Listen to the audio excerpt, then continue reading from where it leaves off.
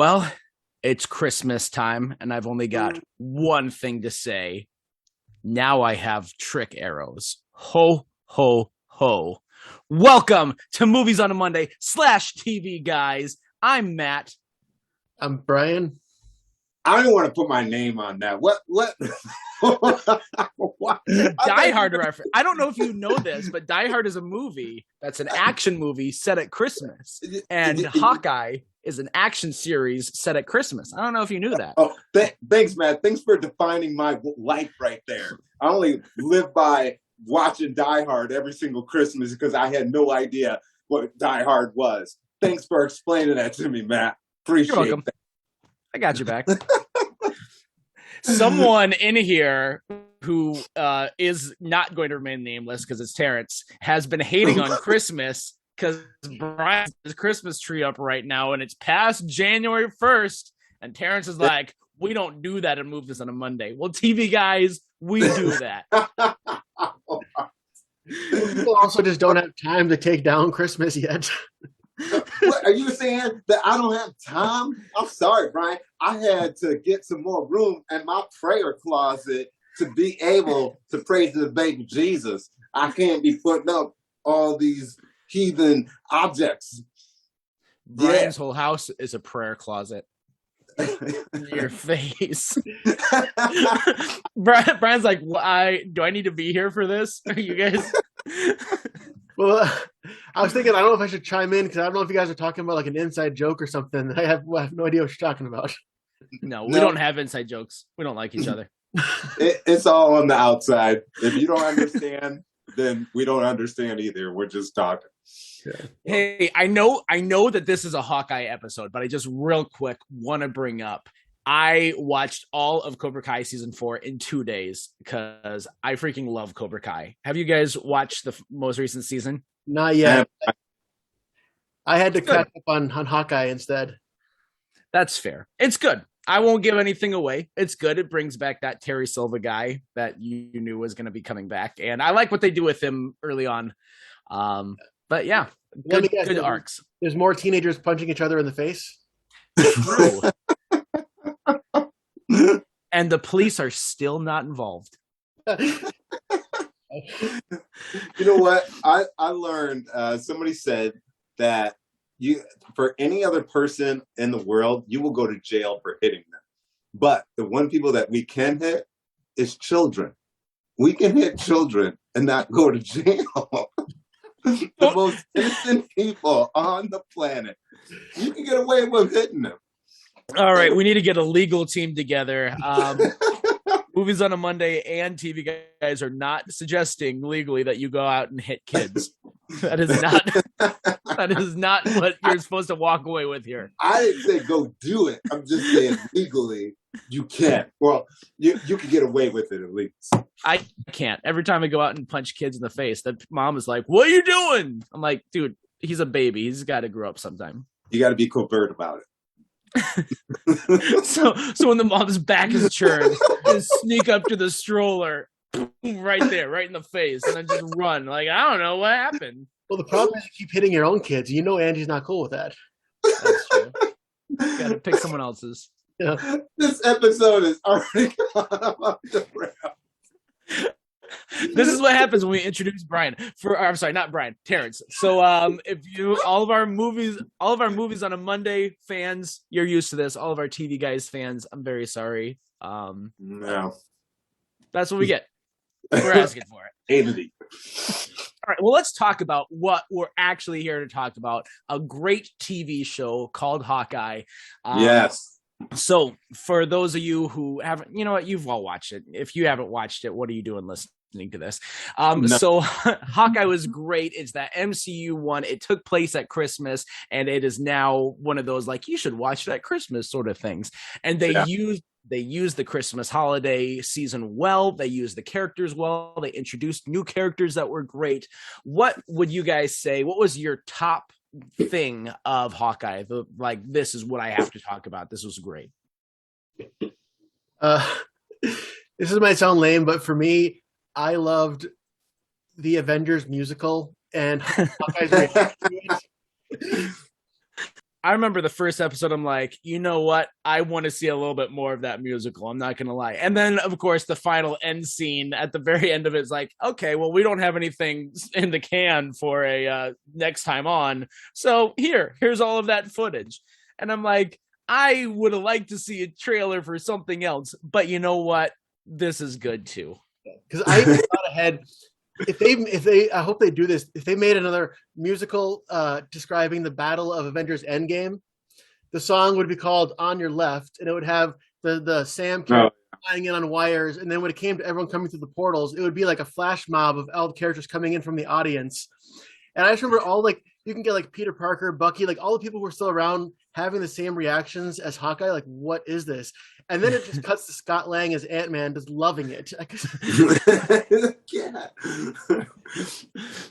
I love that part where he's sitting there and she's like, Dad, aren't you paying attention? And he goes, I already know what happens. I was there. You know who wasn't there? That guy. Ant-Man. Although great. He was now in time travel world, he was, but no one knows. That's true. That is very true.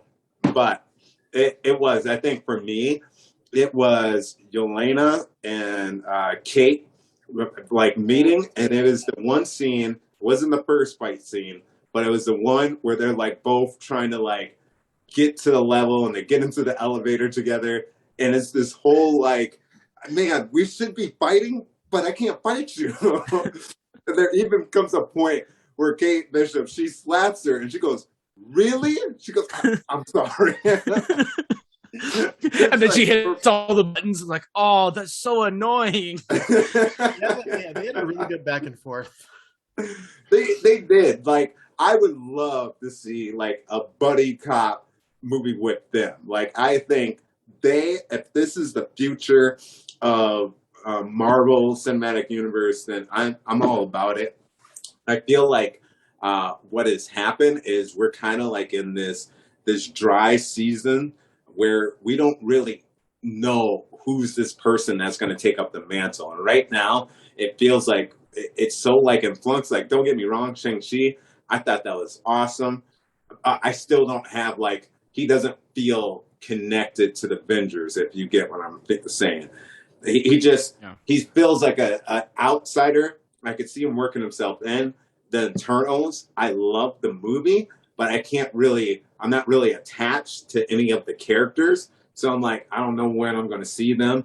And right now, the only person I'm like, okay, I'm excited to see them again is Doctor Strange. But after the Hawkeye series, I'm like, I really want to see Yelena. Like, they need to put her in every single movie. Like, in everything so far, and she's only been in 2 things, but everything that she has done in the Marvel Cinematic Universe has been awesome. She was my favorite part. I have absolutely nothing against Jeremy Renner. I have nothing against why am I blanking on Black Widow? No, Black Widow. What's the Scarlett Johansson? Yeah, I never do that. I'm sorry. I have nothing against those two, but I like this Hawkeye and Black Widow better than that Hawkeye and Black Widow. I watched all the series, and then in preparation to today's episode, I'm like, I definitely want to play the hits. And I just watched those 2 scenes, the one where they first meet and it's like Yelena's girls' night and they're having mac and cheese. Oh, Kate Bishop, you're so funny. Do you keep using my name to show that you know it? Yes. I have one fork. I'm one person. They nailed the humor of that. And also even too, like I'm glad that we didn't have to have anything and we're at a point too where we can have these 2 characters and no one's really like, hey, let's shine a light on the fact that we've got 2 strong female characters. It's like, no, that's just kind of where we are. That's where we are, and that's great. And we don't have to be like, yay, look at how great these female characters are. No, they're just great characters. And they're so much fun. They're my favorite moments of the show was between these 2. Jeremy Renner did great, but these 2 together were fantastic. So I'm 100% with you, Terrence. Well, and that was, I remember just watching some of the behind the scenes where Kevin Feige approached Jeremy Renner and they're like, okay, look, we could do a movie, but he's like, how would you like a 6-hour movie instead? And I feel like more than any of the other shows, this really did feel like it was a elongated movie. I feel like the ending, I haven't felt with any of the shows so far, like they really stuffed the ending really well. And I don't feel that way about this one as well, but I feel like the landing was stuck better than most of them. Yeah. The biggest complaint I had for ending wise, we didn't do a spoiler alert at the beginning, but I mean, you know what you're getting into. So I mean, we've already talked about things in the last two episodes. But I know that it's comic book accurate that we have a moment in the comics where Echo shoots Kingpin right in the face and he survives because it's the comic books. Of course you do. But like in this world, seeing that happen, and of course they did it off screen because you know he's going to still survive anyway. Yeah. But still, it feels like a stretch. They haven't established anything about Kingpin of like, hey, there's a reason why he would survive a shot to the face. They haven't established anything like that for this version of Kingpin yet. So it's like, well, for them to be like, by the way, he survived, that is going to feel cheap. I know it's comic book shows and people don't actually die. No one actually dies, but it's still going to feel cheap. And I'm like, that I get why they did it narrative wise. I just don't like that they did that. And they better not keep him dead because that would be so stupid. Be like, we brought him back, but we're going to kill him because he's great, but we want him dead. No, they're definitely not going to do that at all because, like you were saying, that is actually very comic book accurate. With the series that they had with Hawkeye, and that's exactly how it ended. And so, yeah, absolutely, he's coming back. Sorry if you guys were like, I don't know what's going to happen with Kingpin. Just ruin it for you. That's what happens in the comic book. So he'll be back. So I don't know the Marvel as much as you guys did. What was Kingpin from? Was this for our first time seeing him in the MCU? He was on the Netflix version of Daredevil, and so that wasn't technically MCU. It was very loose of how connected it was. They referenced the Battle of New York in the first season of Daredevil, and then they end up doing more and more of their own thing in the second and third season. But when they first started with these Netflix shows, there was kind of an intention of it to be very loosely connected, but the Marvel head of TV at the time and Kevin Feige, they just were not on the same page, and it was not the sort of relationship we're seeing with these Marvel shows. And so they ended up being like, okay, they can have those shows and have their own internal whatever, but we're just going to ignore it. Yeah. Right. So Brian, Daredevil, even though he was Kingpin, even though he was in the Daredevil show, he still is probably bigger as a Spider-Man villain, but he did a lot with any of the heroes of like New York, whether it's Hell's Kitchen or Harlem with like Luke Cage and Daredevil, any of those guys, the Defenders, he really affected. Yeah. And so that's a great question, since you did not, I'm assuming you can correct me if I'm wrong, Brian, since you did not see any of those shows on Netflix. Did you? No, I didn't. I've only started watching the MCU shows now, starting with WandaVision, the ones this year. Okay. So, well, then that's a great question for you then. Well, how did it feel with him coming in? Because Matt and I, it did feel cheap to me, but with somebody having fresh eyes with it, what did you think? Well, I kind of had the context. It's kind of like when you know that you've missed out on some stuff, and you could tell just the way they frame it, like, okay, this guy's a big deal. You could tell he's been in something before because it's framed as a big reveal that he came back. So my thought was just, okay, he's the villain, he's the big guy. I'm sure he's been in something before. Let's just see what happens. Okay. They also didn't explain too much. However, his name really gives away who he is, of being this kingpin of the mob in New York. Like, he is the guy that all roads go through him for the underground criminal activity. And so, you get that. I imagine you got that feel, at least, Brian, that you know, that's just it. You got that. Was it advertised that he was going to be on the show, or was it kept a secret? Kept a secret. Well, quote unquote, kept a secret, because everybody kind of knew, just like we all knew, like, there are going to be multiple Spider-Men. and Spider-Man No Way Home. Like, it was one of those things where it's like, I'm pretty sure this is going to happen. And it did. Which I think it would have been, I'll get back to Hawkeye in a second. It would have been so much better, I think, if they didn't advertise at all that like Tobey Maguire and Andrew Garfield and them were coming back. Because if you were going blind and see that in the theater, that would be awesome. Well, they didn't advertise it, but you can't stop leaks. It's like, they tried to keep it a secret, but this was such a big secret to keep. It's so hard to do that. Yeah. Yeah, I would agree. It's one of those things where it would have been a really cool, like, oh my gosh, you see that? But at the same time, walking into the theater, watching Spider-Man, it's kind of those things, because I was sitting next to my wife and I was just like, oh, I wonder where it's going to happen. It's got to come up. It's got to come up. And then when it did, and it was Andrew Garfield, I think it was, if I can't walk in there blind, this is the next best thing.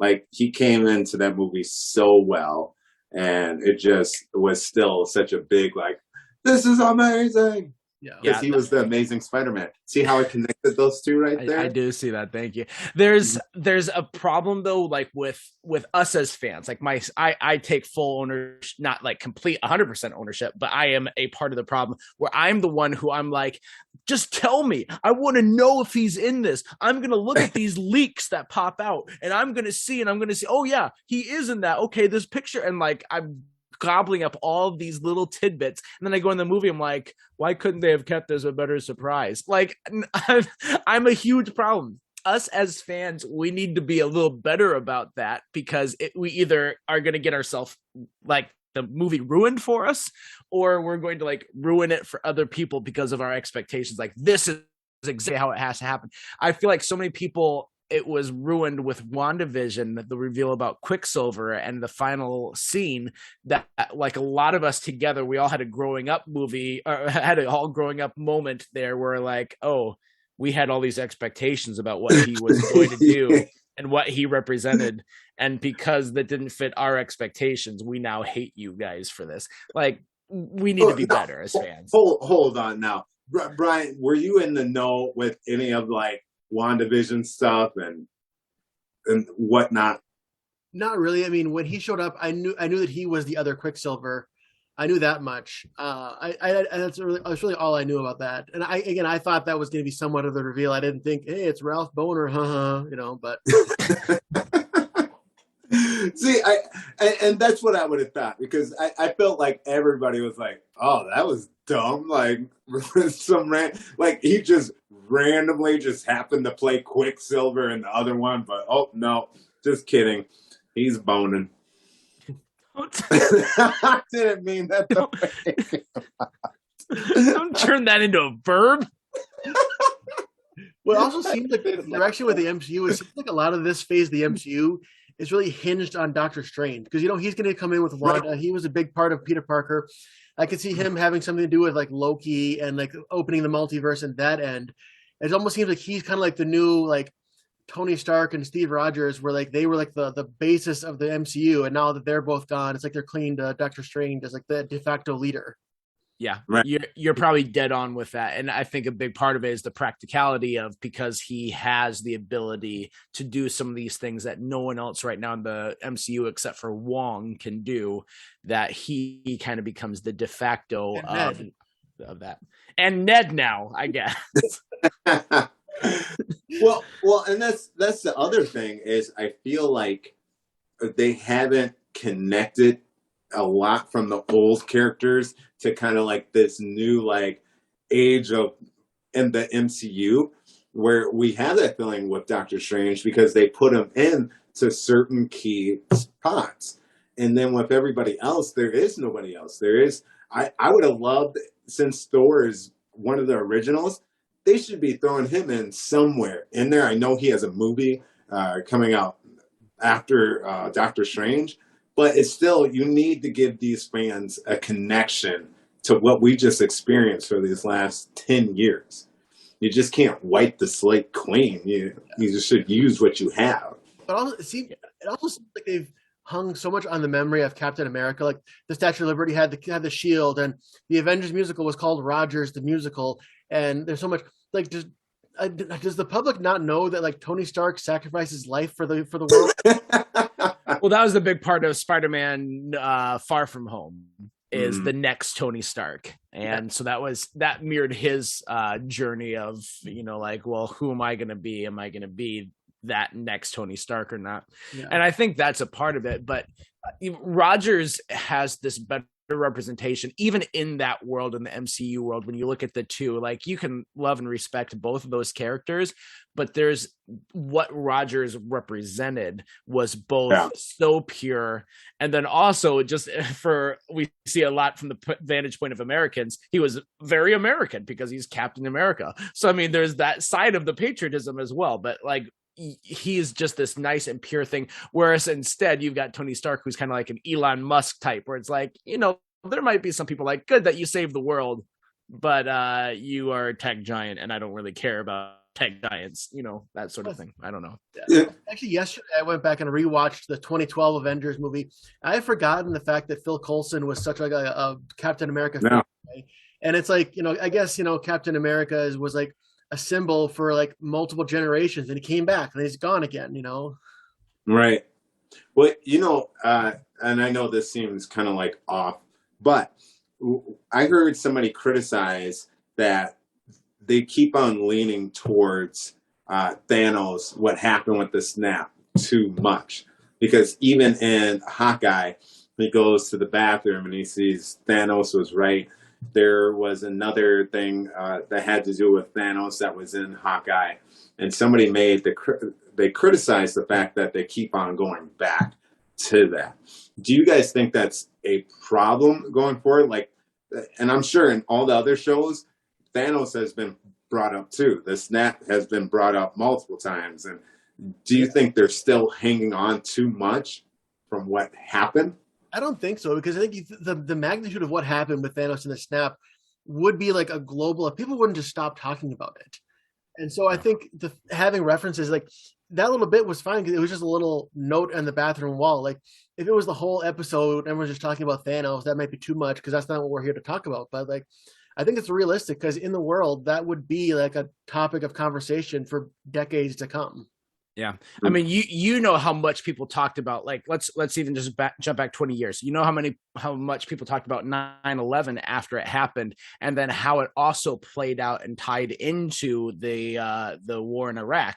And so that was on people's lips nonstop for 10 years or so. And I mean, there was still a little bit that you're talking about it past 2011, but it was such a big event. Now, this is so much bigger than that, so much more tragic and further reaching. So I agree with you, Brian, that it's like, yeah, of course people are going to be talking about it because their whole life got upended, but every single person on Earth was equally affected by this. Yeah. Well, I liked in Spider-Man Far From Home, they brought up some different things that we might not have thought of. Like the one kid was going to go buy alcohol, and they're like, "No, he was snapped. He's not actually 21." And it's like, yeah, that would be an issue. And like even in Hawkeye, when Yelena, like she goes to the bathroom, gets snapped, comes back, like, where am I?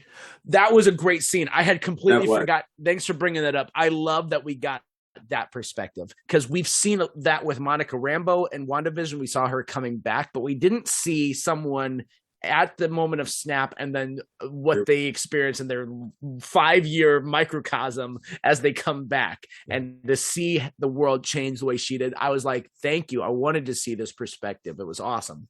Well, I thought artistically too, to see how she got snapped out and then snapped back in. I thought that was so cool to have like the walls change around her. And it wasn't that she disappeared. It was more like everything started to change. I mean, can you imagine like 1 minute you're kind of like fading away and you're like, wait a minute, what's going on? And then it's like all of a sudden you like just fade back in, and it's like everything, to me, just artistically, I thought that was so just cool how they did that. You know what I just thought of? That the special effects of it mirrored and matched exactly when we see Thanos use the Reality Stone at the Collectors in Infinity War. It looked exactly the same, and of course that's going to make sense because he's using the Reality Stone to alter the fabric of reality by snapping people out of existence. I think it was also the same thing when we saw like half of that transition in WandaVision. We saw Monica Rambeau come back. We never saw that before. We just saw her like realize. Yeah. Well, she was asleep. So I mean, I think she was asleep when she got snapped. So I mean, it was different. So I liked seeing this thing. Another great moment of the show that I want to talk about that I was going to talk about in our TV Guys episode last week when we talked about best moments from last year in TV, but I knew I was going to bring it up in this, so I don't think I said anything. But there's an moment in the third episode after they had like their chase on the bridge and all that sort of stuff, and they're laying low, and Hawkeye's hearing aid has been destroyed, and he gets the call from his son. And so then Kate has to do like the writing down. I loved that so much because that was a very emotional scene. And it was also a great scene to show what someone going through hearing loss and adjusting to being deaf now after being able to hear for so much, how they would have to adjust to something like that.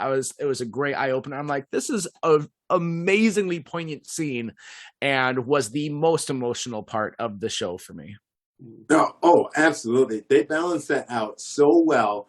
And I feel like they, more than any of the other shows, I think the only one that I would kind of compare it to is when Loki was sitting down and watched like his own like history play out before him. That was the only time I really got that feeling. And I think they used, Jeremy Renner played that so just well. And the emotion that he just showed of just trying to hold back the tears. And I even liked even that last part where they get done and he's like, thank you. And he's like trying to like, this guy that's been this hard nosed, you're not my partner. I just want to get out of here. And then it was like, you start to see that crack where he's just like, yeah, okay. Yeah. And that to me, that really got me too. That was really good. I also like how they did it somewhat with humor, but also realistically, both in and out of universe, talked about how Hawkeye had like a branding issue. Like people don't really know about Hawkeye. He didn't have his movie. And even in the Avengers song, they're going through everybody. They got to Hawkeye. And they said something like, "Oh, Hawkeye seems like a nice guy." Telling him you have a branding issue, and he's and it does kind of play into his arc with Yelena too, where he doesn't even really tell Yelena all that happened. He's okay kind of being the bad guy to her because he knows what happened in that moment. He's not out to prove anything to anyone else. And I think that's what helps him be such a hero you're rooting for, is because he's not trying to prove something to someone else. There's some other ones who are, but he's not that. You know what? I would even take it a little step further where it's not about him trying to prove himself. For him, he doesn't think he's worthy. Mm-hmm. And I felt like that was the whole thing where he's had, especially with being Ronin, like that just hangs over him. And so he's not trying to wiggle his way out. He's like, no, I deserve this. And you can beat me up. I'm fine with that. I know your sister, but he kind of does. Well, he obviously still felt responsible for it. Did he not try and lift Mjolnir in Avengers 2? Because I thought there was that he just was like, nah, I'll pass when everyone was doing it. I don't remember. I thought he tried. Maybe he didn't. I thought he tried too. Okay.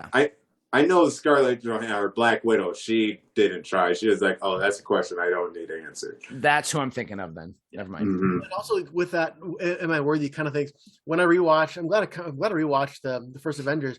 Scarlett, in that one, Black Widow kept saying, I have red in my ledger. I'm trying to clear that out. And I feel like that's kind of the attitude that Hawkeye had in this episode. Mm. And I like that Yelena then adds to is like, why does everyone forget about him, like what he's done? Because he was right there with Black Widow for some of the red, especially in Budapest that we saw in Black Widow. So, well, real quick, we're gonna wrap this up because our timer's clicking down on us, and so if this feels abrupt, like, oh, why are they ending so soon? It's because we don't want to, run out of time without saying goodbye. So. Thanks again for listening. Terrence, thanks for stopping by for TV Guy. Yes. Brian, thanks for stopping by for Movies on a Monday, whichever one you're listening to. Until next time, I'm Matt. And I'm Terrence. And I'm Brian. And we're reminding you to stay tuned and keep watching. We'll see ya. Peace.